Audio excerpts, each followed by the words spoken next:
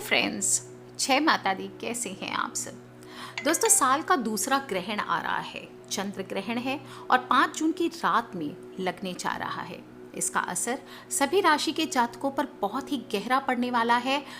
जब चंद्रमा और सूर्य के बीच में पृथ्वी आ जाती है तब चंद्र ग्रहण होता है और ये चंद्र ग्रहण उपछाया चंद्र ग्रहण है, जब चंद्रमा धरती की वास्तविक छाया में ना आकर उसकी उपछाया से वापस लौट जाती है। ऐसी स्थिति में चांद पूरा छुपता नहीं है, चांद पर एक धुंधली सी परत नजर आती है। वास्तविक चंद्र ग्रहण की तरह इस उपछाया चंद्र ग्रहण में चांद के आकार पर कोई असर नहीं पड़ता और ना ही चंद्रमा का कोई भाग ग्रस्त होता है, बस कांति मलिन हो जाती है। दोस्तों, ये ग्रहण विशेष तरह के उपकरणों से ही देखा समझा जा सकता है और जब हम ज्योतिष में बात करें तो ये ग्रहण वृश्चिक राशि और ज्येष्ठा नक्षत्र में लगने वाला है। चंद्र ग्रहण से 9 घंटे पहले सूतक काल शुरू होता है, जिस दौरान पूजा पाठ से लेकर किसी भी तरह के शुभ कार्य नहीं किए जाते, लेकिन काफ़ी जगहों पर उपछाया चंद्र ग्रहण का सूतक नहीं माना जाता। और आपको बता दूं कि इस बार सिर्फ 5 जून को चंद्र ग्रहण नहीं है, 21 जून को फिर से चंद्र ग्रहण। एक महीने में 3 ग्रहण लगने वाले हैं। 5 जून के बाद 21 जून को और फिर 5 जुलाई को ग्रहण लगने वाला है और ग्रहण 5 जून की रात 11:16 से शुरू होगा। 2:32 तक ये ग्रहण रहने वाला है और 12:54 पर यह अपने पूर्ण प्रभाव में होगा। यानी टोटल अवधि कितनी हुई? 3 घंटे 15 मिनट की अवधि रहने वाली है। ये ग्रहण भारत में, यूरोप में, अफ्रीका में, एशिया में, ऑस्ट्रेलिया में सभी जगह दिखाई देगा और वही फिर से बता दे रही हूँ, उपछाया चंद्र ग्रहण होने के कारण सूतक काल का प्रभाव बहुत ही कम रहने वाला है। जो लोग भी सूतक मानेंगे उनको ध्यान रखना है, खाना पीना नहीं करना है, किसी भी तरह के शुभ कार्य नहीं करने हैं। गर्भवती महिलाएं अपना ध्यान रखें, ये बहुत बहुत इम्पॉर्टेंट है। और इस दौरान क्योंकि नकारात्मक शक्तियां बहुत प्रबल होती है, गर्भ में पल रहे बच्चे पर इसका असर पड़ सकता है। इसलिए ग्रहण काल में गोद में एक नारियल लेके रखें और बाद में उसे अपने ऊपर से वार के फेंक देना चाहिए और स्नान कर लेना चाहिए। सूतक काल लगते ही खाने पीने की चीज़ों में आपको तुलसी के पत्ते डालने चाहिए। चाकू हो, छुरी हो, तेज़ धार वाली चीज़ें इस दौरान प्रयोग नहीं करना चाहिए और ग्रहण के बुरे प्रभावों से बचने के लिए महामृत्युंजय मंत्र का ज़्यादा से ज़्यादा जप करना चाहिए। सभी लोग चावल का ये उपाय जो भी चाहे कर सकते हैं। चावल को हम क्या कहते हैं? अक्षत कहते हैं। अक्षत का अर्थ होता है अखंडित, क्योंकि चावल को हम पूर्णता का प्रतीक मानते हैं और इसीलिए हम देवताओं को चढ़ाते हैं, उनका भोग माना गया है। आपको जब भी कहती हूँ ना, भगवान को जब भी चावल चढ़ाने चाहिए, संपूर्ण टूटे हुए चावल आपको कभी भी भगवान को नहीं चढ़ाने चाहिए। चावल को हर पूजा में हम इतना इम्पोर्टेंट मानते हैं और इसीलिए आपको बता दूँ, चंद्र ग्रहण के बाद भगवान को चावल चढ़ाकर आपको भगवान का आशीर्वाद लेना चाहिए। इससे ग्रहण की अशुभता खत्म होती है। और सोमवार का दिन आप स्पेशली भी ऐसे भी कहते हैं, भगवान शिव को चावल चढ़ाना चाहिए, लेकिन आप ग्रहण के बाद शिवलिंग पर आप चावल ज़रूर चढ़ाएं। आप चाहें तो बिल्कुल थोड़े से साबुत अक्षत लेकर के चढ़ाएं और आपकी अगर कैपेसिटी है तो आप 1 मुट्ठी चावल ले लीजिए और उसको दोनों हाथों से आपको शिवलिंग पर चावल चढ़ाना है। ये एक तो जीवन में आपकी आर्थिक तंगी को दूर करेगा और आपके घर में किसी भी प्रकार के, आप देखेंगे कोई भी कष्ट है, किसी भी प्रकार की नेगेटिव एनर्जी है या बहुत ज़्यादा दुर्भाग्य पीछा नहीं छोड़ रहा है, ये सभी चीज़ें आपके जीवन से दूर हो जाती है। अगर घर में पैसों की तंगी ज़्यादा है तो आधा किलो चावल लेकर एकांत में जा कर के आप किसी शिवलिंग पर 1 मुट्ठी चावल चढ़ाइए और बचे हुए जो चावल है वो किसी ज़रूरतमंद को आपको दान कर देना चाहिए। दोस्तों, ऐसे भी आप चाहें तो ये उपाय को आप ग्रहण वाले दिन करने के बाद आप 4 सोमवार और कर लीजिए। आप देखेंगे धीरे धीरे आपके धन आने के रास्ते शुरू हो जाते हैं। दोस्तों, जो लोग भी बेरोज़गार हैं, नौकरी की तलाश में हैं, बिज़नेस में परेशान हैं, ऐसे भी लॉकडाउन की स्थिति गई है, सभी लोगों के काम धंधों में समस्याएं हैं, तो ऐसे में आपको बता दूं कि ग्रहण के बाद आपको मीठे चावल बनाने चाहिए थोड़े से, और मीठे चावल बनाकर कौवों को खिलाना चाहिए। आपके कौवे नहीं हो तो थोड़े से आप ब्लैक एनिमल, कोई भी हो, भैंस हो या कोई भी काला डॉग हो, आप उसको भी खिला सकते हैं। ये चावल हमारे घर की दरिद्रता को दूर करने में सक्षम होता है और इसी तरह से ये चंद्र ग्रहण के बाद पितृ दोष के लिए भी बहुत ही बड़ा समय माना जाता है। अगर आपको लगता है आपके जीवन में पितृ दोष लगा है, आपके घर में अचानक एक्सीडेंट्स होते रहते, दुर्घटनाएं ज़्यादा होती है, शत्रु बाधा आपके घर पे ज़्यादा आती है, अचानक से घर का कोई पर्सन एकदम नॉर्मल होता है लेकिन अचानक से उसके बाद बिफर जाता है, भयानक चिल्लाने लगता है, ऐसे ये पितृदोष के कारण हो सकता है, जिसकी वजह से हमारे बने बनाए काम भी बिगड़ सकते हैं। तो ऐसे में आपको चंद्र ग्रहण के बाद चावल का उपाय ज़रूर करना चाहिए, इससे पितृदोष दूर होगा। चावल की खीर बना सकते हैं आप। ऐसे तो कच्चे चावल अपने फैमिली के ऊपर से वार के आप किसी को दान कर सकते हैं, लेकिन बेस्ट है कि चावल की खीर बना लें और इसको पितृ के नाम की धूप दें आप। दक्षिण में आप एक दिया जला लीजिए और थोड़े से गोबर के कंडे ले लीजिए, उसके ऊपर थोड़ा सा घी और खीर और थोड़े एक पूड़ी का या रोटी का छोटा सा टुकड़ा ले लीजिए, इससे आप धूप लीजिए और फिर थोड़ी सी खीर और एक रोटी पराठा जो भी आप पूरियाँ आप जो भी बनाएं वो कौओं को या कुत्तों को या गऊ को, आपको काले गऊ को खिलाना चाहिए। आप देखेंगे पितृ का नाम लेते रहे पूरे कार्य को करते समय, ओम सर्वेभ्यो पितृभ्यो नमो नमः, ओम सर्वेभ्यो पितृभ्यो नमो नमः, इस प्रकार बोलते जाइए। आप देखेंगे आपके जीवन में पितृ का आपको आशीर्वाद तो मिलेगा ही, किसी भी तरह के रुके हुए काम हैं वो पूर्ण होने लगेंगे।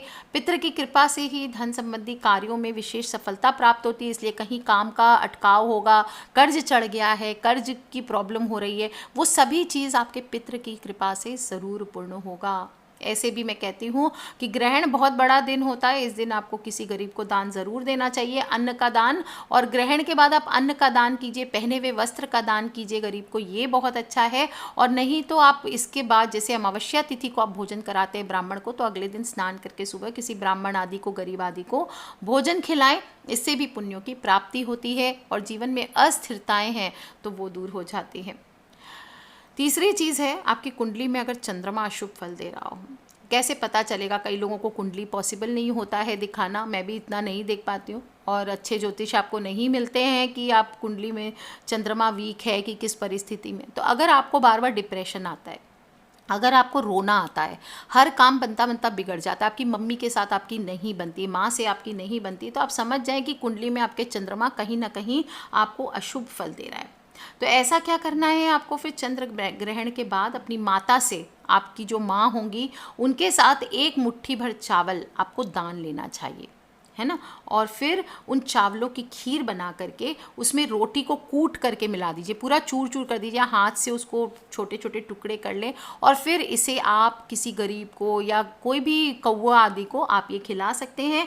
इस उपाय से भी आपके जीवन से जो भी चंद्रमा का दोष होता है, पितृ देवताओं का दोष होता है, वो भी घर से दूर होता है। दोस्तों, चंद्र ग्रहण है और ये चंद्र ग्रहण हमारे जीवन में, हालांकि सूतक नहीं लगेगा, उपछाया चंद्र ग्रहण है, पर हमारे जीवन में बहुत सारे राशि अनुसार बदलाव लेकर के आएगा। हमारी सभी राशियों पर ये बहुत बहुत गहरा असर पड़ेगा। मैं दूसरे वीडियो में बताऊंगी आपको कि कौन सी राशि पर इसका क्या असर करने वाला है और कौन सी राशि अनुसार अगर आप उपाय करने चाहते हैं तो आपको कौन सी राशि अनुसार क्या उपाय करना चाहिए। लेकिन ध्यान रखें, सभी राशि वालों को अगले दिन सुबह जल्दी उठना है और एक छोटा सा उपाय अगर आपकी इच्छा हो तो वो आप कर सकते हैं। नित्य कर्म कर लें, नहा धो करके फ्रेश हो लें, अपने घर के मुख्य द्वार की सफाई करें, थोड़े से हल्दी के जल का छिड़काव करें और सूर्य देवता को एक लोटा जल जरूर अर्पित करें। ओम सर्वेभ्यो पितृभ्यो नमो नमः ये बोलते हुए दक्षिण मुखी होते हुए अपने पितृ को एक लोटा जल आप ज़रूर अर्पित कीजिए और इसमें हो सके तो काले तिल आपके पास हैं तो वो आप ज़रूर डालें। इसके बाद आप अपने पूजा स्थल पे आ जाएं।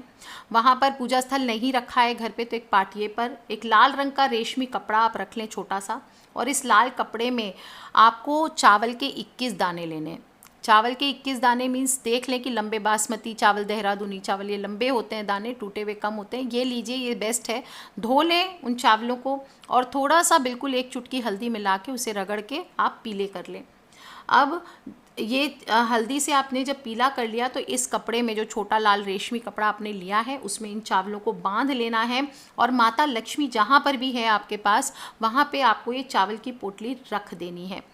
इसके बाद वहाँ बैठ करके आपको ओम श्रीम ह्रीम श्रीम कमले कमलालये प्रसीद प्रसीद ह्रीम श्रीम ओम महालक्ष्मी नमः इस प्रकार से बोलना है। 108 बार आप बोल सके तो बहुत अच्छी बात, नहीं तो 27 बार कम से कम बोले। और फिर इस चावल को आप वहीं पे माता लक्ष्मी के सामने स्थायी रूप से रखने दें, या फिर आप अपने पर्स में छिपा के रख सकते हैं, आप अपनी तिजोरी में इन चावलों को रख सकते हैं, आपका कोई धन का स्थान है वहाँ पे आप रख सकते हैं। और चाहे तो इसमें एक चांदी का सिक्का भी आप डाल करके अपने कोई आप बड़ा आपका प्लांट है वहाँ पर आप इसे नॉर्थ कॉर्नर में, जो उत्तर दिशा की ज़मीन होती है आपकी, वहाँ पर खड्डा करके आपको इसको दबा देना चाहिए।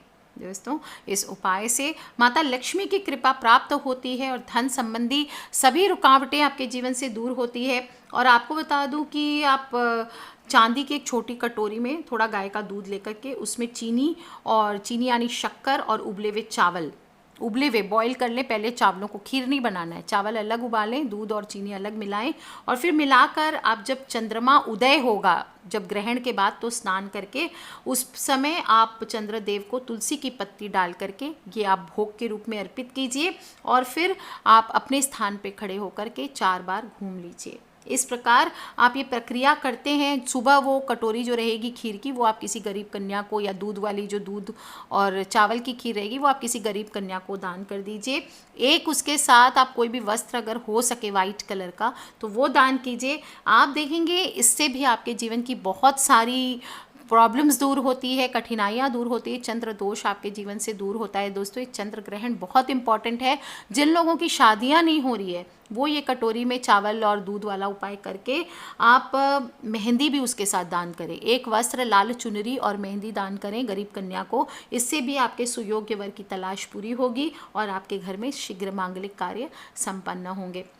दोस्तों, बहुत ही बड़ा ग्रहण है, साल का दूसरा बड़ा चंद्र ग्रहण है, और एक मुट्ठी चावल का मैंने ये उपाय बताया आप सभी ज़रूर करें, क्योंकि बहुत ही कठिनाई का समय चल रहा है। आप सभी को पता है कि शनि ग्रह के साथ टोटल 6 ग्रह एक साथ अभी एक ही राशि में गोचर कर रहे हैं, इसलिए सभी को सावधानी पूर्वक इस समय को ज़रूर निकालना है। और अपने फ्रेंड्स, फैमिली, मम्मी पापा, भाई बहन, बच्चे, सभी से इन उपायों को, छोटे छोटे उपाय हैं, शेयर करते रहिए। बहुत कठिन नहीं है।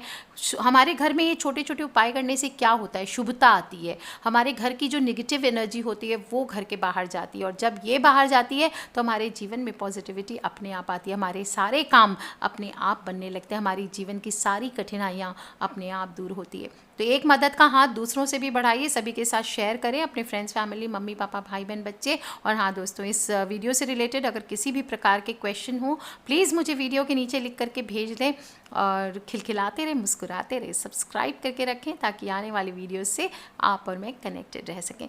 Love you all friends, take care, जय माता दी, बम बम भोलेनाथ की।